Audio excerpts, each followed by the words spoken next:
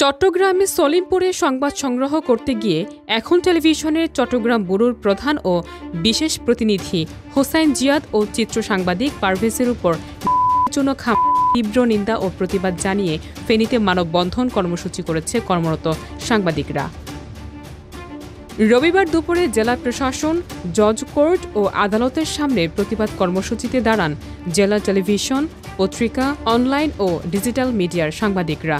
জেলার প্রবীণ সাংবাদিক মোহাম্মদ আবু তাহের ভূঁইয়ার সভাপতিত্বে এতে বক্তব্য রাখেন সাংবাদিক এনএন জীবন, আতিয়ার সজল, আরিফুর রহমান, শেখ আব্দুল হান্নান ও নাজমুল হক শামীম প্রমুখ। টিভির নির্ভীক সাংবাদিক হোসাইন জিয়াদ তাকে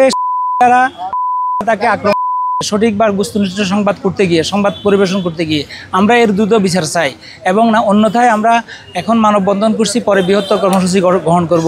আমরা সরকারকে চাই যে অনতিবিলম্বে অনুরোধ জানাবো যে দ্রুত বিচারের আওতায় আনা হোক। দেশ, সমাজ, রাষ্ট্রের কিন্তু সলিমপুরে যে সকল অভয়ারণ্য নিয়ে বসে আছে তাদের বিরুদ্ধে সেখানে সংবাদ কাভারেজ করতে গিয়েছিল আমাদের একজন সাংবাদিক, তার উপর আমরা চাই প্রশাসন যেন অনতিবিলম্বে তাদেরকে গ্রেপ্তার করে আইনের আওতায় আনে এবং কি এই সকল যে সকল রাজনৈতিক নেতারা আশ্রয় প্রশ্রয় দিচ্ছে তাদেরকেও যেন আইনের আওতায় আনা হয়। এ সময়ে ফেনীর কর্মরত সাংবাদিকরা দাবি তোলেন দ্রুত সময়ে জড়িত সন্ত্রাসীদের দ্রুত সময়ে গ্রেপ্তার করতে হবে।